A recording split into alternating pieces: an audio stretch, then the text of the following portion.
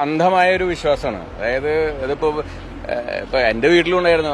ഞാൻ കാലാകാലങ്ങളായിട്ട് കൈപ്പത്തിയ അത് കൈപ്പത്തിയിലുള്ള ആൾ എന്തെങ്കിലും വർക്ക് ചെയ്തിട്ടുണ്ടോ ഇല്ലയോ എന്നുള്ള അവർക്ക് വിഷയമല്ല.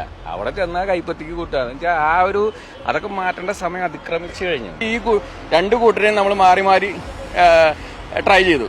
5 കൊല്ലം ഇവര്, 5 കൊല്ലം അവർ കട്ടുപിടിക്കും, അത് കഴിഞ്ഞാൽ അവർക്ക് വെച്ചു കൊടുക്കും. കുറച്ച് ഇതന്നെ എങ്ങനെ കാലാകാലങ്ങളായിട്ട് നടന്നു. എന്നിട്ട് എന്താ കണ്ടത് നമ്മൾ?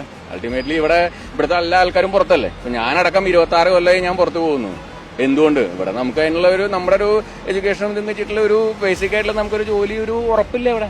അതുകൊണ്ടാണല്ലോ ഇവിടെ നിന്നുള്ള എല്ലാ ആൾക്കാരും പുറത്തു പോകുന്നത്. അല്ലാണ്ട് ആൾക്കാർ ഈ സുഖവും സൗകര്യം വിട്ട് 48 ഡിഗ്രി ചൂടില് ഗുജറാത്തിലും ബോംബെയിലും തെണ്ടി തിരിയേണ്ട ഒരു ആവശ്യമില്ല നമുക്ക് സത്യത്തിൽ. അതിനുള്ള ബേസിക് ആയിട്ടുള്ള ഗുജറാത്തിലെ വല്ലവരും ഇവിടെ വന്ന് വർക്ക് ചെയ്യുന്നത് കണ്ടിട്ടുണ്ടോ?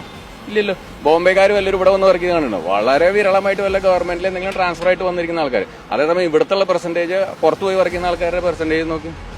അപ്പൊ അതൊക്കെ കാണിക്കുന്നത് എന്താണ്? നമുക്കിവിടെ ബേസിക് ആയിട്ടുള്ള ഒരു പ്രൊവിഷൻ ആർക്കും കൊടുത്തിട്ടില്ല. അങ്ങനെ ബദലായിട്ട് BJP വരും തോന്നുന്നുണ്ടോ? വന്നിട്ട് അവർക്കൊരു അവസരം കൊടുക്കും. അവര് ചോദിക്കുന്നത് നമ്മൾ ഇവിടെയൊക്കെ ചെയ്തിട്ടുണ്ട്, അത് കണ്ടിട്ട് ഞങ്ങൾക്കൊരു അവസരം തരൂ. ഇവിടേക്ക് ഇത്രയും നാളുണ്ടായിരുന്ന കാലം ഈ ചോപ്പ് എന്ന് പറഞ്ഞ കളറ് ഇന്ത്യയിൽ ഇത്രയും 32 സ്റ്റേറ്റിൽ നിന്ന് മാറി മാറി മാറി ഇവിടെ മാത്രം ഒരു പൊട്ട് മാത്രമായിട്ട് മാറിയത് എന്തുകൊണ്ടാണ്?